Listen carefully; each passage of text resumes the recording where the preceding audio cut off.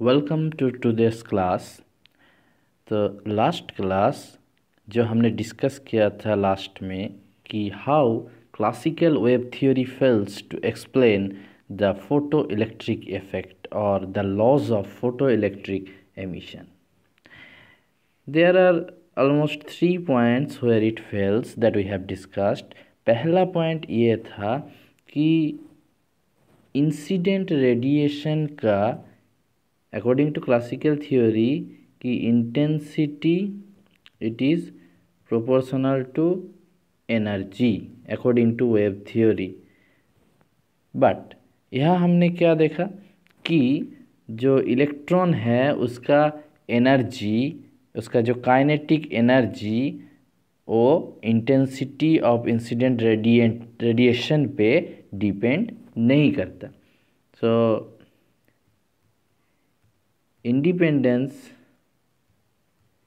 independence of kinetic energy of electron on intensity, ये पहला point था जो एक्सप्लेन करने में नाकाम रहा।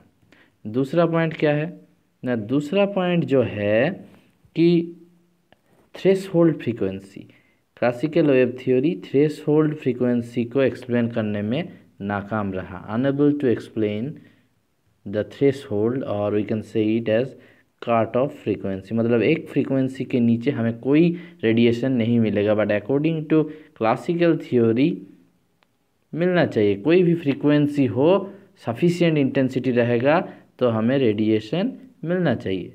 एंड नंबर 3 और एक बात, उसके साथ तो काइनेटिक एनर्जी का बात हमने बताया। Number 3 time lag. According to wave theory sufficient time is required for the electron emission. Electron emission के लिए टाइम चाहिए, क्योंकि जो एनर्जी है वेव लाइट का, वो एनर्जी पूरा वेव फ्रंट में डिस्ट्रीब्यूटेड है। तो वेव फ्रंट का एक छोटा सा पार्ट इलेक्ट्रॉन के ऊपर पड़ेगा, तो उसे सफिशिएंट टाइम लगेगा इलेक्ट्रॉन को निकालने के लिए, जितना एनर्जी चाहिए उसे ट्रांसफ़र करने के लिए। तो हम कह सकते हैं it is unable to explain the time lag. पर हम देखते हैं कि फोटो इलेक्ट्रिक इफेक्ट एक इंस्टेंटेनियस प्रोसेस है, कोई टाइम नहीं लगता, ये भी एक्सप्लेन करने में नाकाम रहा। उसी टाइम इन सब को एक्सप्लेन करने के लिए कोई एक नया थ्योरी आया, जिसका शुरुआत हुआ था साल 1900 में। जिसका शुरुआत हुआ था 1900 में, जहाँ पे प्लैंक ने दिया, मैक्स प्लैंक नाम का जो साइंटिस्ट है उन्होंने दिया क्या ना, quantum nature of light. Max Planck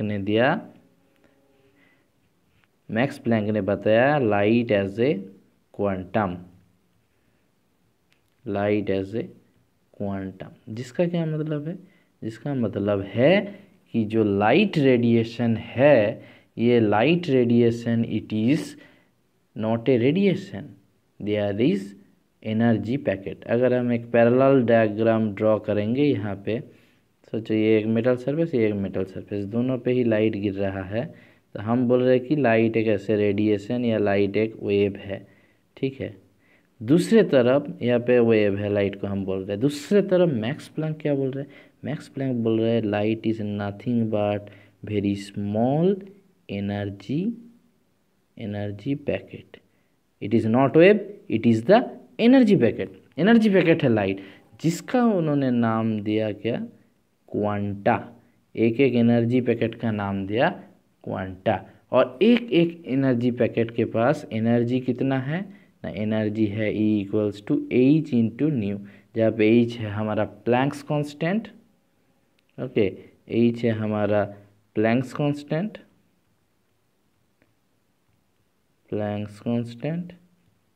and new है फ्रीक्वेंसी ऑफ इंसिडेंट रेडिएशन।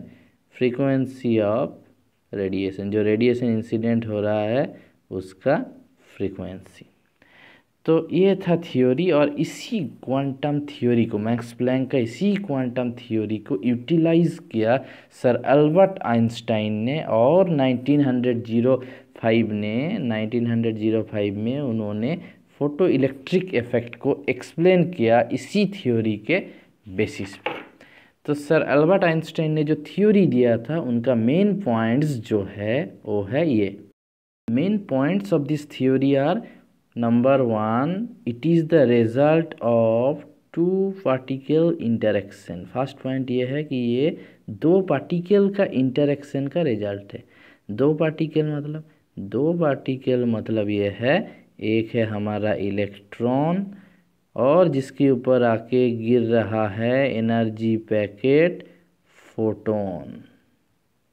ये दोनों पार्टिकल का interaction, one photon and one electron, दोनों के इंटरेक्शन से होता है फोटो इलेक्ट्रिक एमिशन।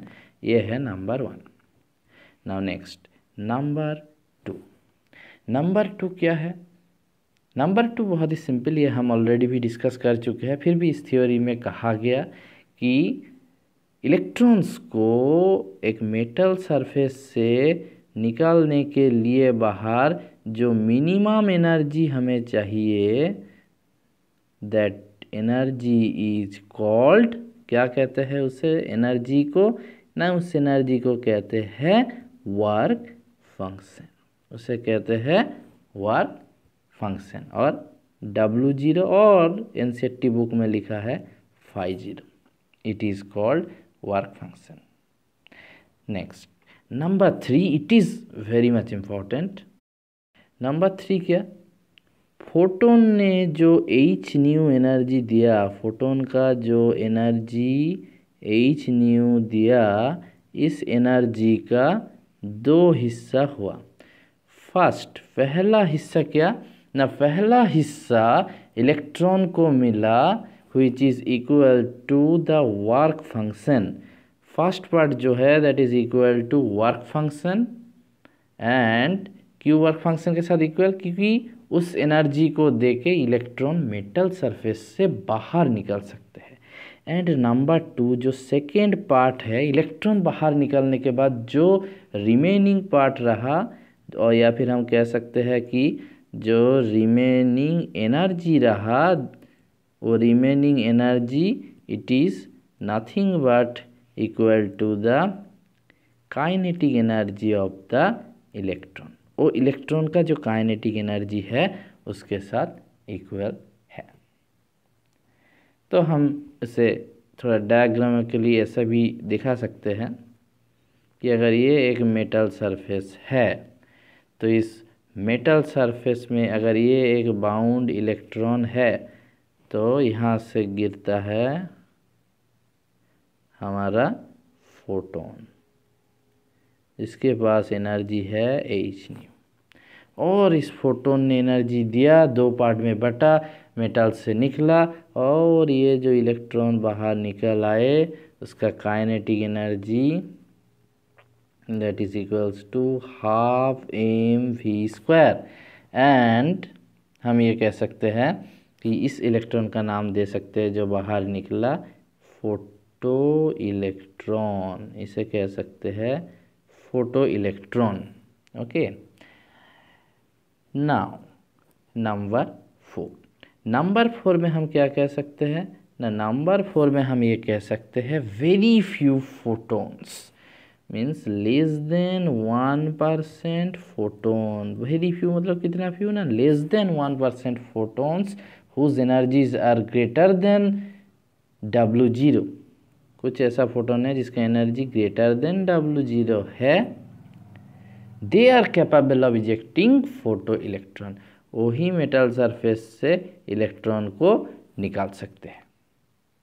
अब हम एक सम अप करते हैं, तो हम ये लिख सकते हैं कि एनर्जी ऑफ इंसिडेंट फोटोन, अगर उसे हम जो बोल रहे थे इतना देर तक, energy of incident photon that is equals to h nu, energy of incident photon, इसका दो पार्ट होता है। पहला पार्ट चला जाता है वर्क फंक्शन W0, और दूसरा पार्ट चला जाता है half mv max², maximum kinetic energy of electron, मतलब जितना है उतना ही काइनेटिक एनर्जी में चला जाता है। या फिर हम इस इक्वेशन को थोड़ा दूसरे तरीके से भी लिख सकते हैं यहाँ पे, कि ये तो काइनेटिक एनर्जी है, तो हम लिख सकते हैं k max means kinetic energy max equals to h nu minus W0। Total energy of photon से वर्क फंक्शन माइनस कर देंगे तो हमें मिल जाएगा काइनेटिक एनर्जी या मैक्सिमम काइनेटिक एनर्जी, हम जो भी कहें। अब सोचो एक फोटोन इंसिडेंट हो रहा है, suppose a photon is incident on the metal surface whose frequency equals to nu zero. Nu zero means which is equals to cut off frequency, cut off frequency के साथ इक्वल है। तो तब हम क्या कह सकते हैं, तब उस फोटोन का टोटल एनर्जी होगा, इस इक्वेशन में हम उसे बैठाते हैं तो फोटोन का total energy H into nu zero equals to W0 plus half M V max square. Okay, हम ऐसा कह सकते हैं एम वी मैक्स स्क्वायर। फिर हम क्या लेंगे, हम जानते हैं कि H into nu zero this energy is equal to with W0। अगर ये W0 के साथ इक्वल है तो हमें क्या मिलेगा, ये जो काइनेटिक एनर्जी है K E max that is equals to 0।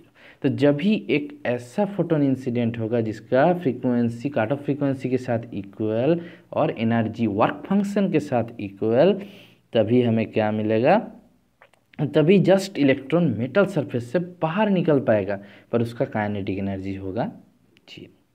Okay, तो हम इसको रिप्लेस कर सकते हैं। ऊपर में जो इक्वेशन हमें मिला, ये वाला इक्वेशन, पहला वाला इक्वेशन, इस इक्वेशन में हम उसे रिप्लेस कर सकते हैं। रिप्लेस करके हमें क्या मिलेगा, देखो रिप्लेस करके फाइनली हमें ये मिलेगा, हम लिख सकते हैं K max kinetic energy max equals to H nu minus H nu zero. Work function के जगह हमने बैठाया W के जगह H into nu zero, W0 के जगह बैठाया एच इंटू न्यू जीरो, और हम लिख सकते हैं H into new minus mu zero. Okay, ये इक्वेशन 1 और 2 जो हमने लिखा है, इन दोनों इक्वेशंस को हम कह सकते हैं the photo electric equation, Einstein's photo electric equation.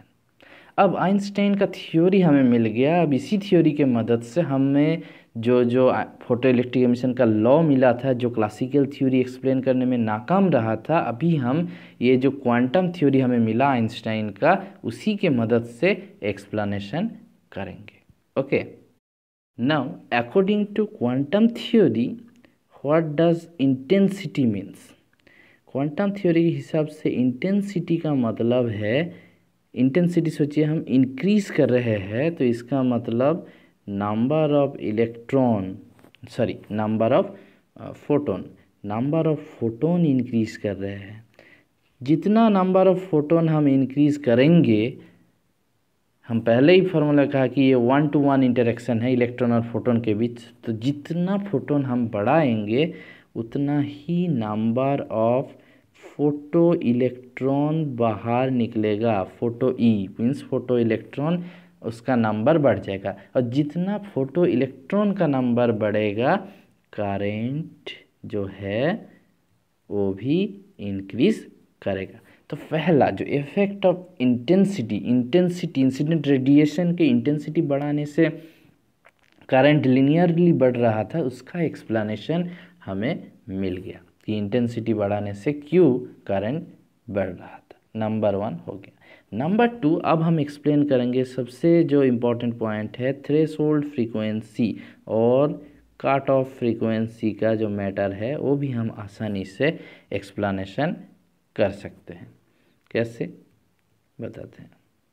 तो इसके लिए पहले हम आइंस्टाइन का जो फोटो इलेक्ट्रिक इक्वेशन है वो थोड़ा सा लिखेंगे।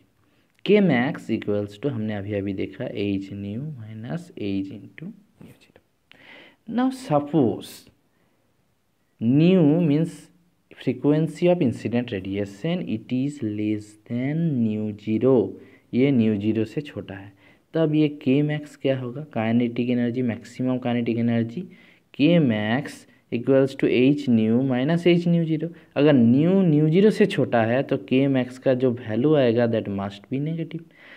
But we know kinetic energy can never be negative. Kinetic energy कभी नेगेटिव नहीं हो सकता, मतलब काइनेटिक एनर्जी जीरो हो सकता है but it can not be negative, kinetic energy can not be negative. तो इसका मतलब ये है कि अगर फ्रीक्वेंसी इंसिडेंट रेडिएशन का कट ऑफ फ्रीक्वेंसी से कम है, there will be no photo emission और फोटो इलेक्ट्रिक एमिशन।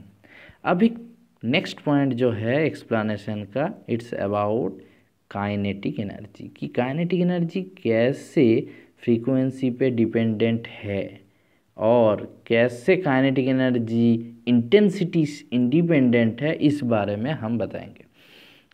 अब देखो, हम ये जानते हैं अगर nu greater than nu zero हुआ, थ्रेशोल्ड फ्रीक्वेंसी से ज़्यादा हुआ इंसिडेंट रेडिएशन का फ्रीक्वेंसी और न्यू इंक्रीज होता रहा, तो हम जानते हैं जो काइनेटिक एनर्जी है दैट विल आल्सो इंक्रीज, और we can say kinetic energy proportional to nu. तो ये एक्सप्लेनेशन हो गया कि काइनेटिक एनर्जी बढ़ेगा अगर न्यू बढ़ेगा, तो उनका जो लीनियर रिलेशनशिप है वो एक्सप्लेनेशन हो गया। अभी अगर इंटेंसिटी बढ़ा और फ्रीक्वेंसी फिक्स्ड रहा, इंटेंसिटी बढ़ा, तो इंटेंसिटी जिसे हम ऐसे आई कह सकते हैं इंटेंसिटी, अगर इंटेंसिटी इंक्रीज हुआ मतलब फोटोन का जो नंबर है, फोटोन का नंबर बढ़ गया। फोटोन का नंबर बढ़ गया मतलब ज़्यादा से ज़्यादा इलेक्ट्रॉन निकलेगा, इलेक्ट्रॉन जो है उसका एमिशन बढ़ा, पर उसका एनर्जी में कोई चेंज नहीं आया। Energy, we can say energy not changed, okay, energy not changed। तो इसीलिए ये भी हमने एक्सप्लेनेशन कर दिया कि kinetic energy of electron is independent of intensity of incident radiation. And now the last point, time lag, मतलब क्यों नहीं टाइम लगता, ये हम कैसे एक्सप्लेनेशन करेंगे। तो ये भी बहुत आसान है। जब फोटो इलेक्ट्रिक एमिशन हो रहा है तब क्या हो रहा है ना, एक फोटोन और एक इलेक्ट्रॉन के बीच, एक फोटोन और एक इलेक्ट्रॉन के बीच हो रहा है इलास्टिक कॉलिशन। इलास्टिक कॉलिशन हो रहा है जिसमें बहुत ही कम टाइम लगता है, या फिर हम कह सकते हैं कि फोटोन एक ही धक्का में इलेक्ट्रॉन को पूरा एनर्जी दे दिया। तो अगर ऐसा है तो उसे टाइम नहीं लग रहा है। That's why photo electric effect is an instantaneous effect, there is no time required for this event. तो ये था आइंस्टाइन का एक्सप्लेनेशन। नेक्स्ट क्लास में हम फोटोन के बारे में थोड़ा जानेंगे और हम प्लैंक्स का कांस्टेंट और वर्क फंक्शन का वैल्यू ग्राफ से निकालेंगे नेक्स्ट क्लास में। तो ठीक है, if you have any problem, any doubt, you can ask, and if you like the channel please subscribe, like the video, please subscribe to get more this kind of videos. Thank you.